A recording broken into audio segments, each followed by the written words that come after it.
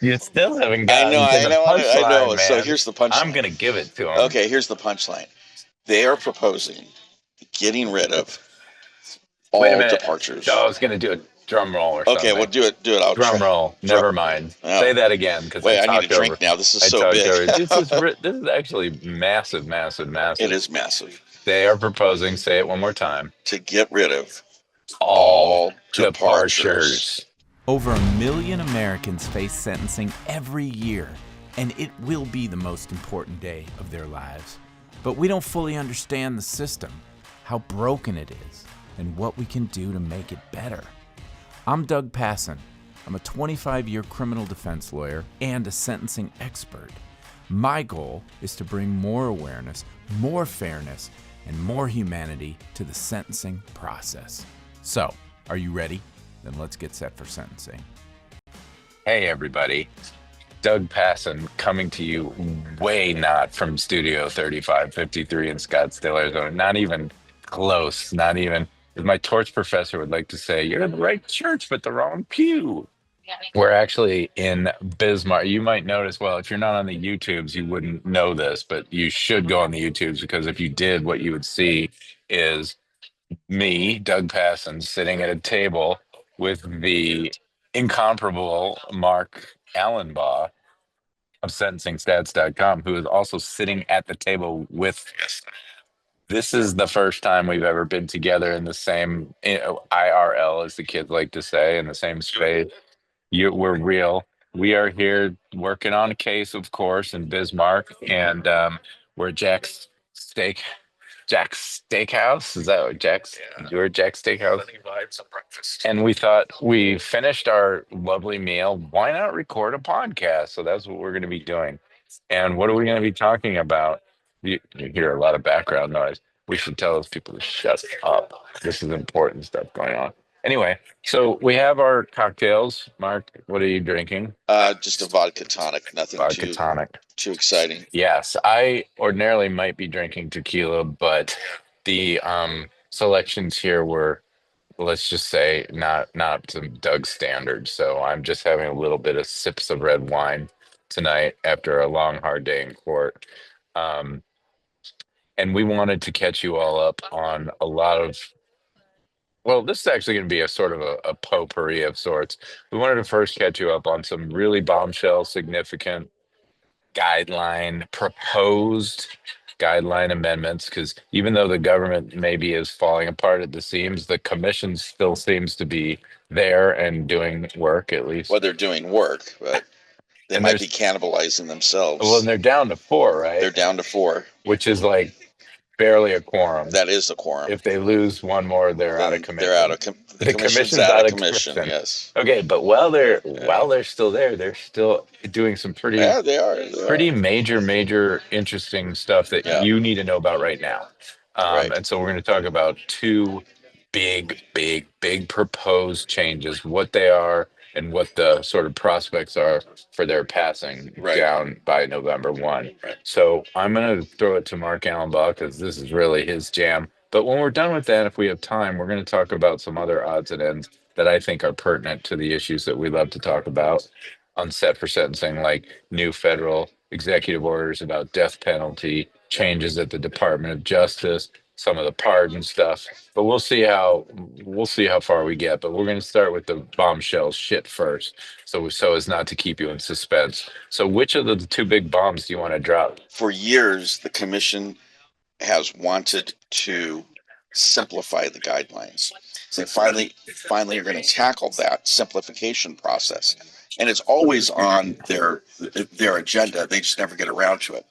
But this year, they finally got around to proposing a big simplification, and it's to simplify what's called the three-step process and to bring it down to two steps. And that might big deal. They're getting rid of one step. You still haven't I know, gotten to I the know, I know. punchline, So man. here's the I'm punchline. going to give it to him. Okay, here's the punchline. They are proposing getting rid of Wait a all minute. departures. Oh, I was going to do a drum roll or something. Okay, well, do it. I'll Drum try. roll. Never mind. Oh. Say that again because Wait, I I need a talked over. drink now. This is I so talked big. over. This is actually massive. It is massive. They are proposing. Say it one more time. To get rid of All all departures. departures.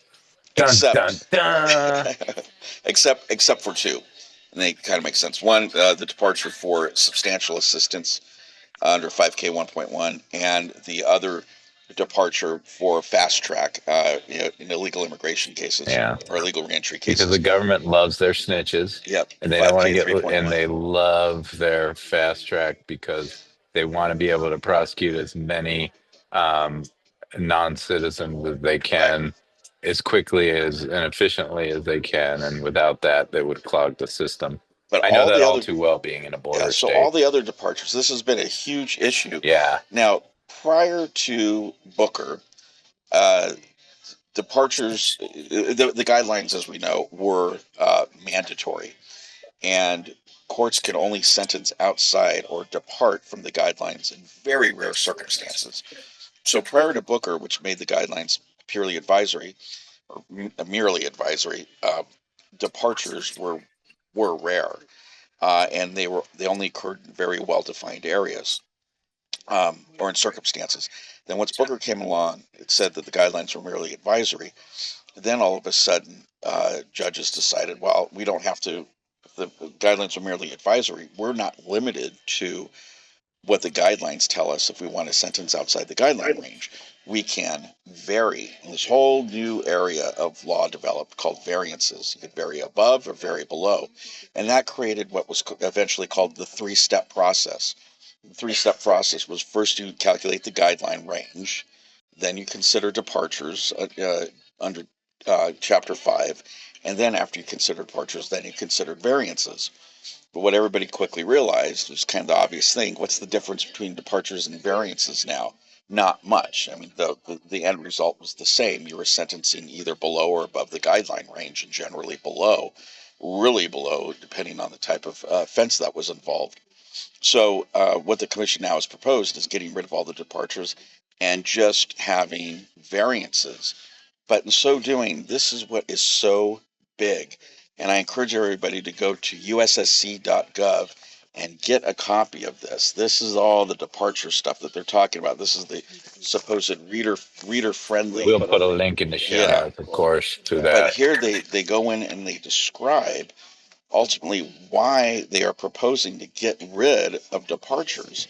And it has a much bigger, there's a much bigger implication for the guidelines and for federal sentencing as a whole than just simplifying the guidelines and getting rid of one step. It's much bigger. What the commission says as a reason for this is that the whole point of departures was Congress limited what the commission could consider in formulating or promulgating the guidelines. So, what the commission actually says in here in so many words is that the guidelines themselves are incomplete, that they cannot consider everything. But who can consider everything? Judges under 3553. So, the guidelines are incomplete. You must consider 3553 factors after you calculate the guideline range. And that's huge because what the commission is saying now, every case you must consider a variance. Whereas prior to Booker, almost no cases had any type of variance, what we called then departures. But now every case, not only every case should it be considered, but if you're reading this carefully, what they write, you have to vary. Why? Because the guidelines do not take into consideration factors that are relevant for sentencing. Now, that's my interpretation, my gloss of what the commission is saying here. But that to me, that's the only interpretation of what to pull out of here. What the commission ultimately, what's the upshot of all of this? Is the guidelines are junk, and it Well, is. we already knew I that. know, We've been saying that for but years. but I've been saying that for years. And now the Now the commission's commission saying is it. saying it. The guidelines are junk. We have been hamstrung. The Congress has not allowed us to consider everything that needs to be considered. Judges, you got to go out there and you just got to rely on 3553A. And let me tell you my two. Well, I got a question. I got a Yeah. comment and a question for you. But first of all, hopefully it's not lost on everybody why I call my Studio 3553, and that's how we open every podcast. Is because ever since Booker, which is 20 years old this year, Right. 20th birthday, we have known that the guidelines, once they became discretionary, the 3553 should have been on the forefront from Jump Street. It hasn't played out that way, but good lawyers know that push the guidelines aside. There's never anything fucking helpful in those guidelines and focus on 3553. So for me, this is affirmation. The guidelines are saying, yeah, yeah, yeah. This is, you just got to look at all the factors, nature and circumstance, history and character, and all that. So great. What the commission is recognizing, I believe, is that the guidelines are meaningless now in practice, not just in theory. Right. Yeah. It's they're seriously undercutting those and just saying, to the extent anyone still thinks that 3553 is not king, we're telling you Yes, it's king. it's king. Yeah. These aren't proposed. They've got public comment, which we're gonna put a link in the show notes because we really would love for as many people to drop comments in there. I mean, let's assume we didn't really make the case why it's better to be under 3553. Like, can you imagine a scenario where this is somehow worse for our clients, that the sentencing, the shackles are off and now the judges start No, absolutely varying not. upward? No, Why? because they've been varying downward consistently. In what percentage of cases? Well, so for example, in fraud cases, they're varying over 50% of the time Yeah. below the guideline range. And when they do, they're going down about 75% below the Yeah. range.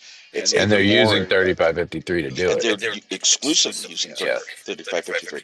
They're doing it even more so in child pornography cases. Yep.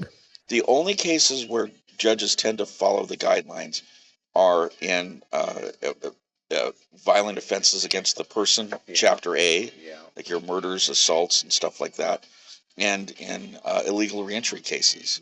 And the only reason why they don't vary in illegal reentry cases is because most of the sentences are around 6 months, according to the guidelines. So there's nowhere to go. You can't go. Well, and a lot of them are stipulated under fast track too. Those folks sign a plea, and it just is what it is. Sentence, goodbye. But okay, well, that's pretty fantastic.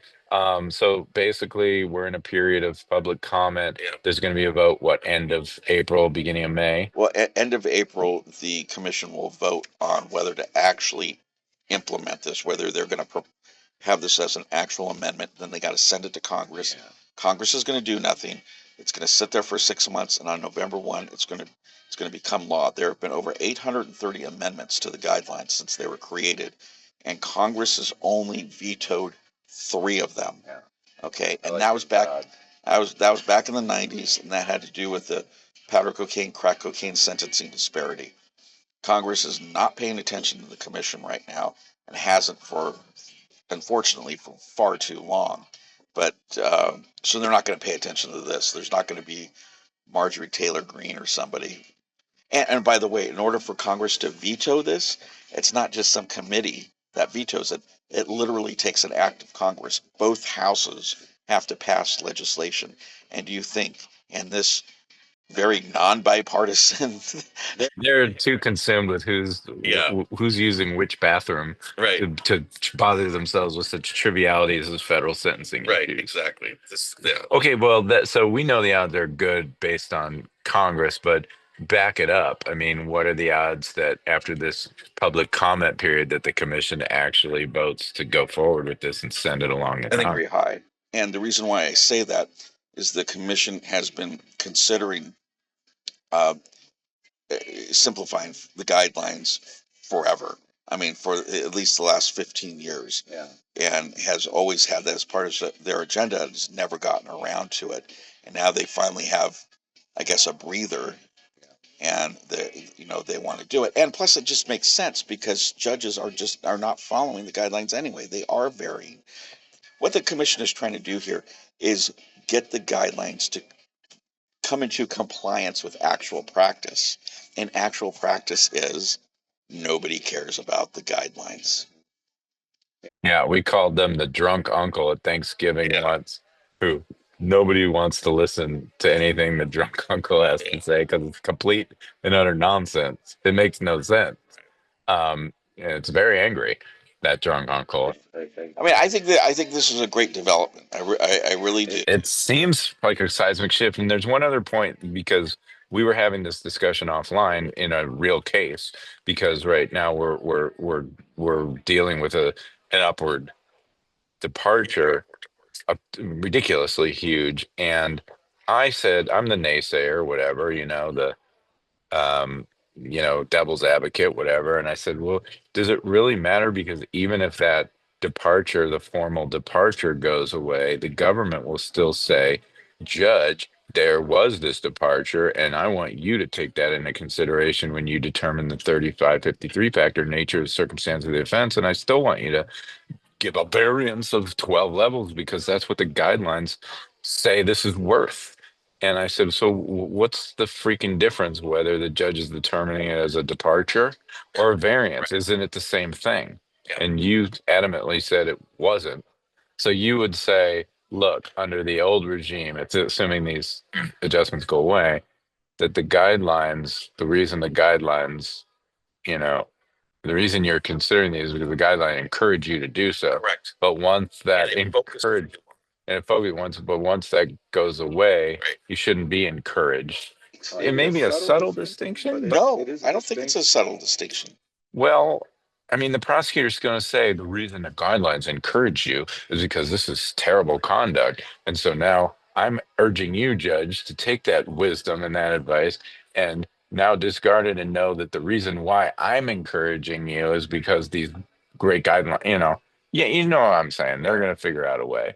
But I do think that there's merit to that argument in the same way that it was Booker, said don't ever they encourage judges to hardly ever deviate before Booker. Yeah, And right. then Booker came around and said, we're gonna drop that whole thing. You have all the discretion. Right. You don't need to be encouraged by us anymore. You're a federal judge. Figure it out yourself. So that's good. That's good. I like that. Okay. And then just so we mentioned 20 years, Booker has been decided. Booker is the case that made the guidelines discretionary. It's fucking 20 years old. Yeah. Like, is it this month? I think we're gonna do another podcast around that, and maybe with Doug Berman with the drugs on the docket for Ohio State University. Yeah. So stay tuned because we usually cross promote those. But it's kind of crazy to think that it's been 2 decades since the guidelines are discretionary, and people are still. The guidelines have been merely advisory longer than they were binding. Because the guidelines came into existence November 1, 1986, and they were binding up until January 15th, 2005. I feel a song needs to be written like it was 20 years ago today. The guidelines became discretionary. No, that doesn't work. Sorry. Sugar Mountain, Sorry. Neil Young. Neil O2 live on Sugar Mountain. You can't be 20 on Sugar Mountain, though we thinking that you're leaving here too soon. Can't believe you asked me if I knew who Neil Young was. Are you a Neil Young fan? I don't know if I would say a fan, but I like some of his music. Man. Neil Young's my favorite. Well, so I think we're gonna go to the second bombshell. It's so funny because we had this conversation, like, can we really do a whole podcast on just these two things? But yeah, two lawyers, 25 two lawyers minutes and into it. two drinks, and we can. Yeah. What did you say? We're 25 minutes. 25 minutes. Oh, I feel like we've been going longer. Okay. Yeah. What's the next big bombshell? I think we're scaring everybody out of the restaurant. Good. It's getting less noisy. So the next big bombshell is supervised release. So supervised release is basically probation after you serve your sentence. I hate supervised release. And everybody gets it. Everybody gets it. It's such bullshit. Usually you get at least a year, up to 5 years, depending on your offense. Except if it's a sex offense, then you usually get a life term of supervised release. And supervised release is a pain in the ass. It's like I said, it's probation. After you've served your sentence, you're checking in with your PO all the time, and you're restricted to do this. And you got to get permission to go here, and and it's still very invasive.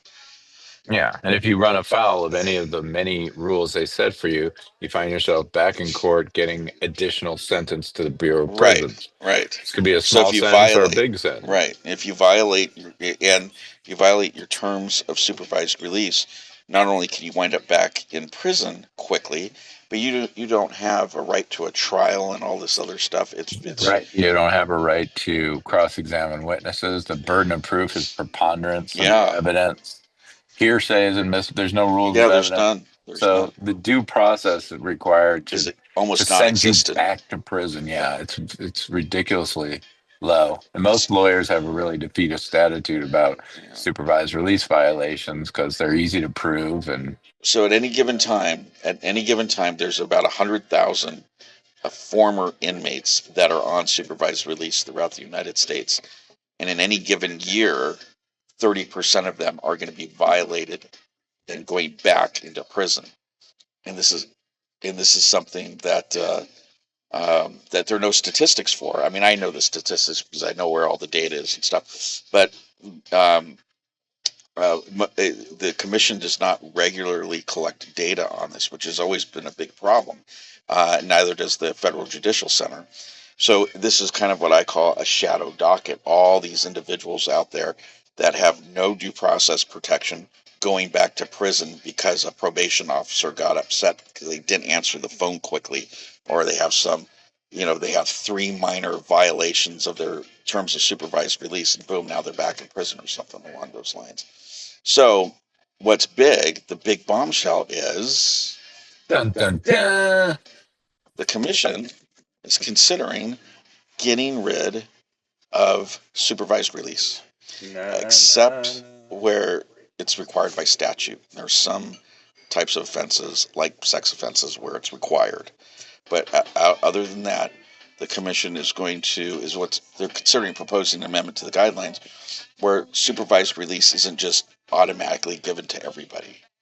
And even when it is given, they're going to encourage judges after the first year that so you might get, let's say, 5 years of supervised release or potentially life. After that first year you've been on supervised release, they're going to encourage judges to terminate you early if there's no affirmative reason to keep you on it. That's I think that is huge, especially because in my experience, early termination is a thing, and but it's never, in my experience, never been more than half.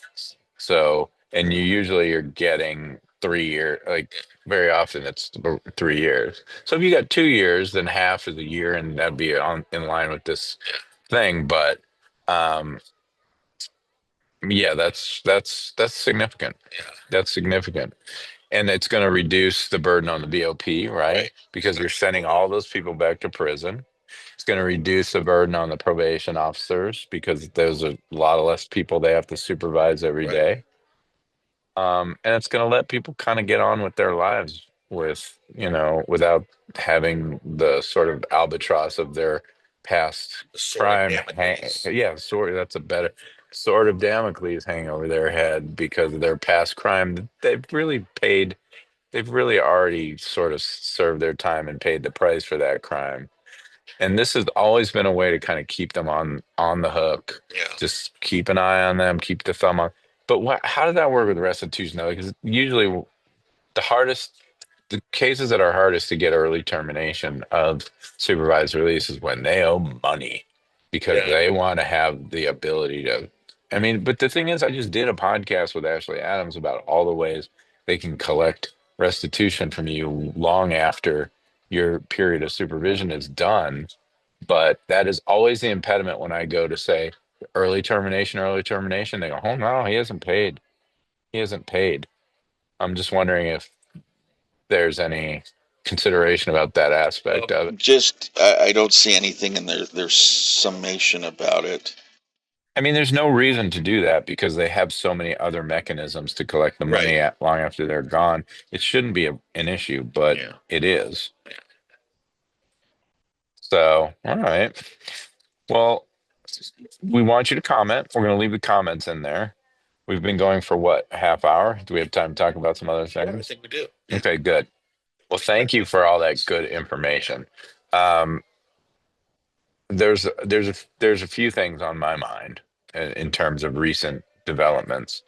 But I think where I want to start is because we did a podcast. It was you, It was me and it was Margie Love, who was the pardon attorney for a long period of time.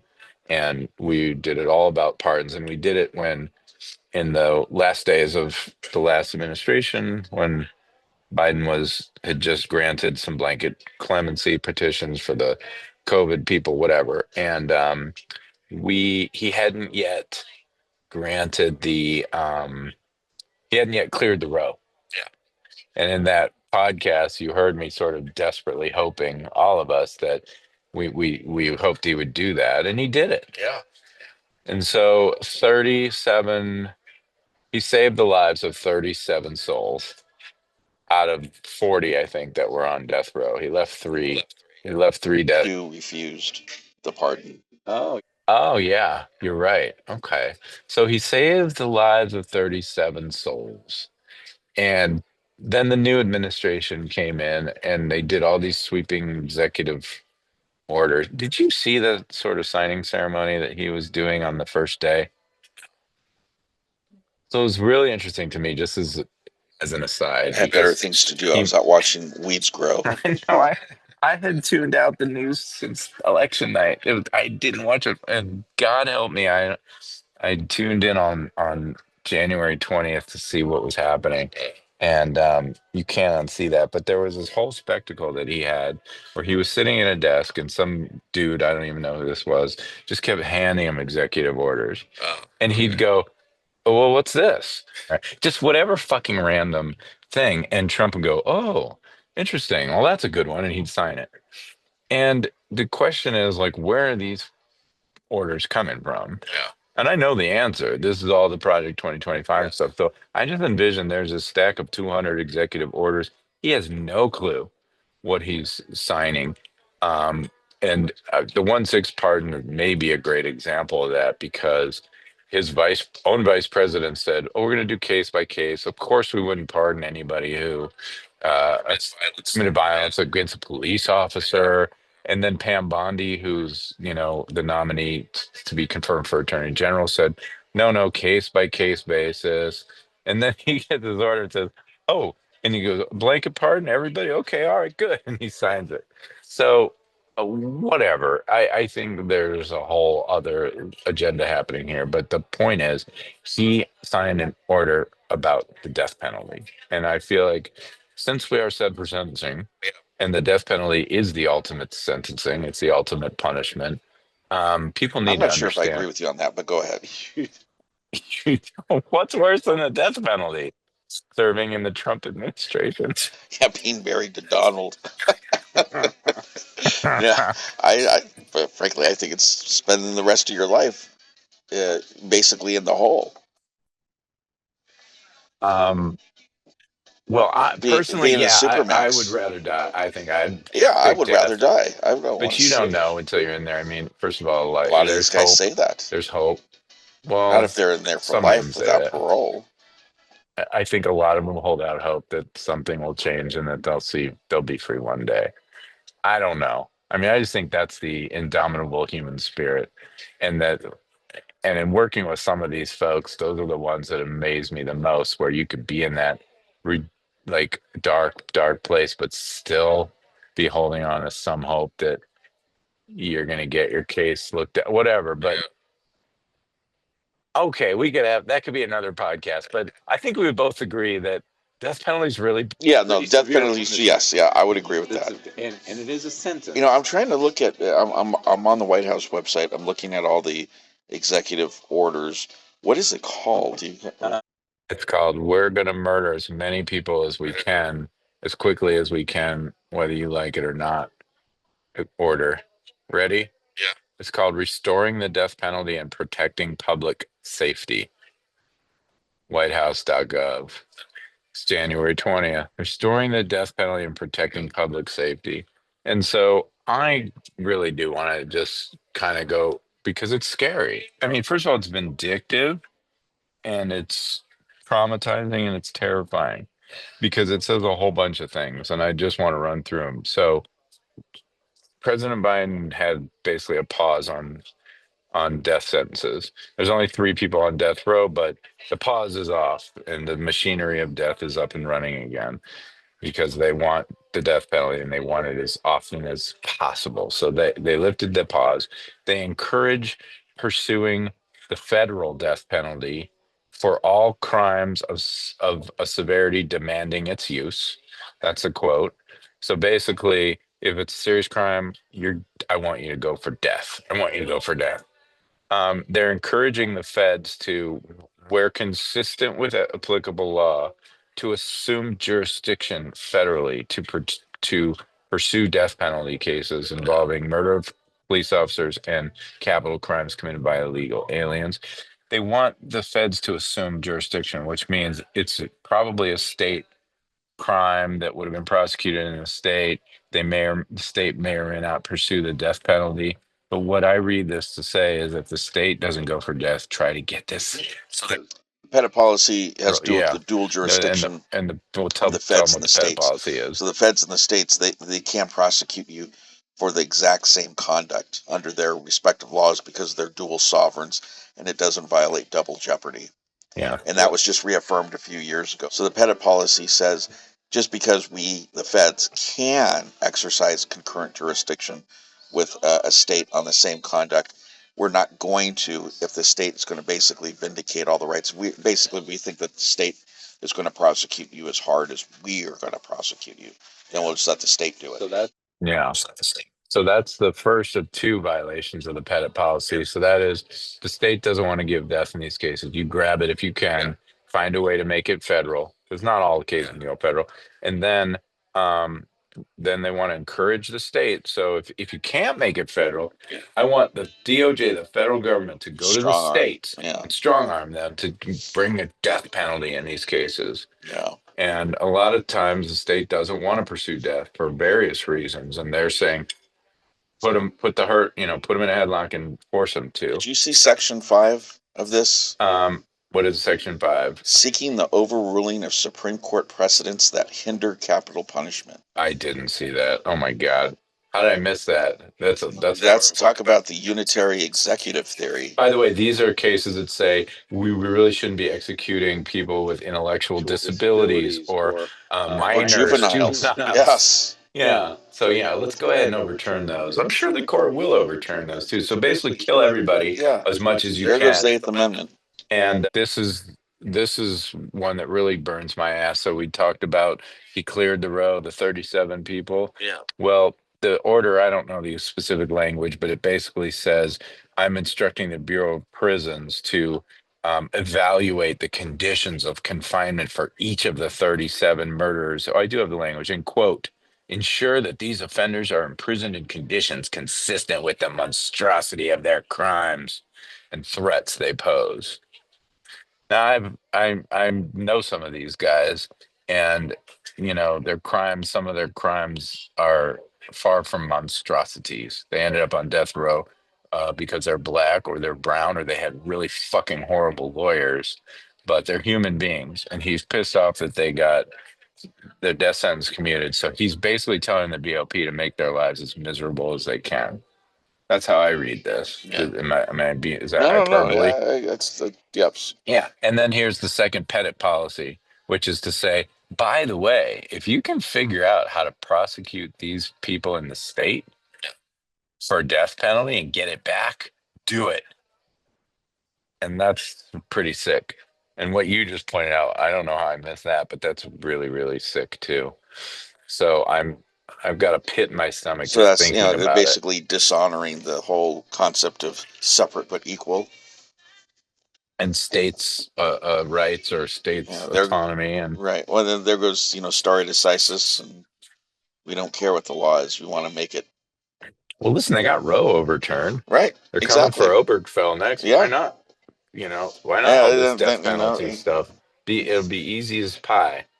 So I think that first of all, we should be very, very afraid at the tone of this, and what's coming for our clients in state or federal court. And I have no idea what to do about it. Usually I like to give some action items. I don't think picketing or a little sign outside the White House is going to get you anything but maybe shot in the knees by the next defense secretary. Oops. Oh, vote. Yeah, vote. Yeah, if it's still an option for you to vote in the future, I suggest you maybe consider that. You maybe should consider that. Um, what do you think about the what do you think about the blanket pardons that not the blanket pardons, the pardons that Joe Biden gave, preemptive pardons that he gave to people like Anthony Fauci, the committee members who ran the 1/6 committee, and his own family. So yeah, that's interesting because when we spoke with Margie about it, there was this what you referred to as a myth about if you accept a pardon, you're conceding guilt that you committed some type of crime. And she disagreed with that. Although I have read a lot of scholarship in that regard that says that's essentially what it means. If you accept a pardon, you're accepting guilt. I did this. Yeah. You know, but in this case, I know that a lot of that Fauci and et cetera, a lot of those folks said, oh, look, I'll accept the pardon, but I didn't do anything wrong. That just worries me a little bit that like I was saying before, that Trump might come back and say, well, if you're not acknowledging guilt, that you did something wrong, then you didn't accept the pardon. I'm just worried about that because I can see the But Trump none of the administration. people Trump pardoned his last go around ever accepted guilt. Like Paul Manafort's not isn't like, I'm so sorry, I'm so glad. I don't think you have to do it that way. I don't think you have to come out, in public and say I did it, or anything like that. But that's one thing. But it's another to say, look, I affirmatively say I did nothing wrong. That's different. So Yeah, and not only that, but in some instances, the president himself said they did nothing wrong, right. but I'm giving them this preemptive pardon because See, I'm worried about them being targeted. And I get that, and I get the impetus for it. I'm just worried that because when we were talking with Margie, I'd asked her a couple of times, said, "Can pardons ever be challenged?" And initially she said no, but then she came around and said maybe. And I think pardons can. I'll tell you who's going to challenge pardons. It's going to be the Trump administration. They will challenge whether or not a pardon actually has been accepted or if it's been valid, or it's a valid pardon. Because can you pardon somebody who did for a crime for no crime?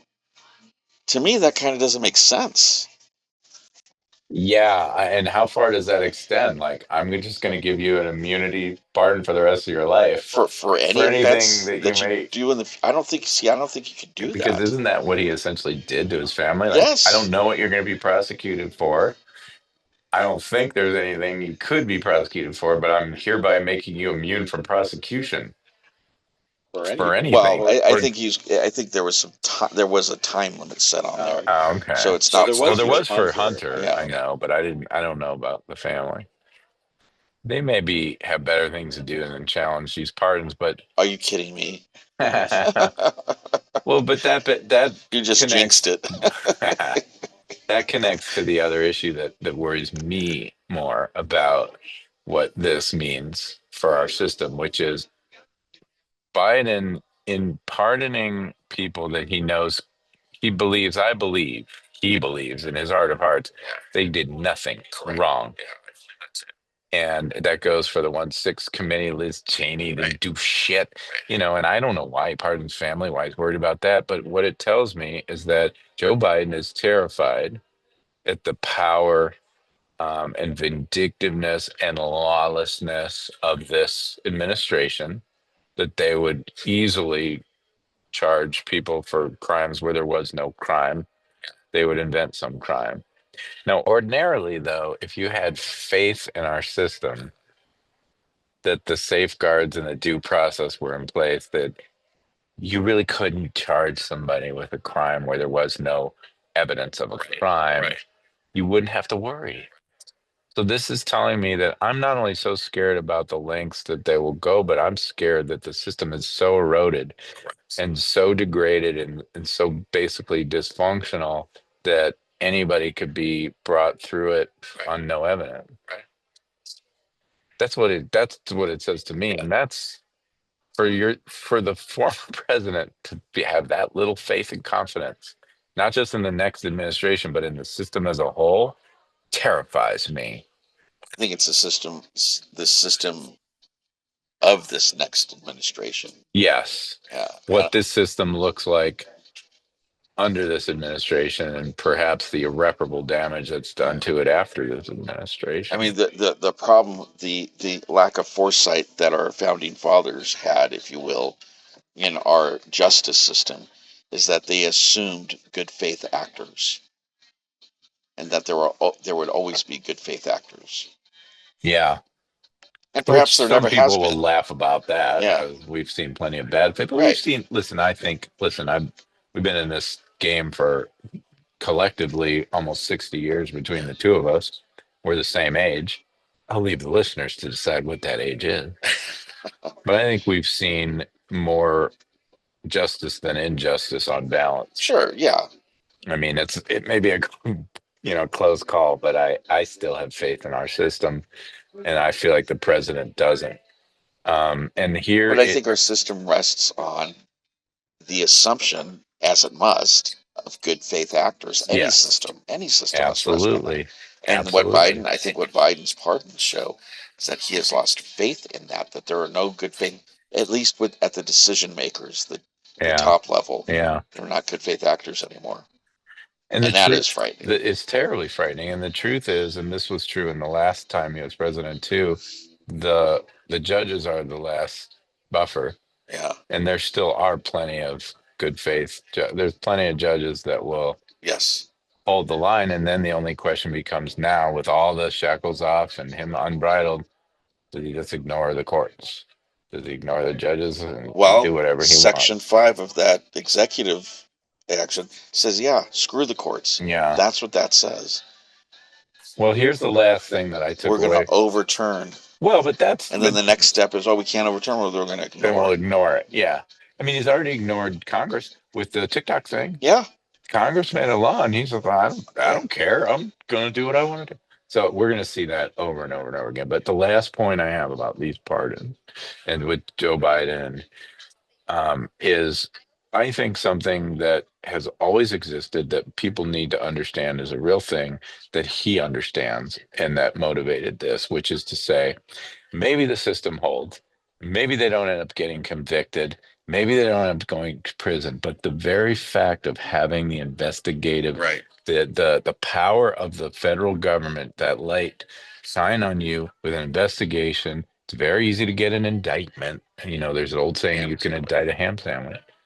And then you got to hire lawyers. You have the public scrutiny, the press, the stress, the uncertainty about the future, your draining of your resources. Like, our clients go through that every time Sometimes for years. for years. I mean, prison is just the last part of the punishment. What people need to understand. Oh, I don't think it's the last part. Well, you're right, because the felony stays with you like herpes Yeah, forever. And right. But yeah, you're right. But like, people think, what's he gonna get? What's the prison sentence? Like, that's the penultimate definition of punishment. And what I need people to understand, and what Joe Biden understands, is punishment starts the moment the government shines a light on you. And even at the end of the day, if you're exonerated, you still have a little stain of, oh, he got by with it. But if the government was investigating you, there's a crime there. So I feel like I don't really care that much that he did it. I just feel like it tells us a lot about our I agree system with you on and that, the yeah. way our system functions. All right. Well, listen, then, this is a perfect place to sign off. I have about an inch of my wine to drink, and Mark has cheesecake on the brain. So just remember to make your comments to the commission. We'll put the links in the notes. And thanks for listening. And, Bismarck. live from Bismarck, baby. Peace out. That's it for today, but before we go, I just wanted to take a moment and say thank you to you, the listener, for spending time with us today getting set for sentencing. Whether you're a lawyer, someone who could use the help, or maybe you're just a true crime buff who loves the inside scoop on how this whole thing works, I am so glad you're here, and I hope you keep listening. If you're interested in knowing more about what I do, mitigation videos, case consults, live teaching, on-demand educational content, books, articles, all of it, please visit www.dougpassonlaw.com. I'm Doug Passon. Until next time, hang in there. Wait a minute, that's a stupid way to sign off a podcast about sentencing. Hang in there. What's the matter with you, man? I guess they call that gallows humor. Sorry. All right. Well, I will see you next time on Set for Sentencing. Bye-bye.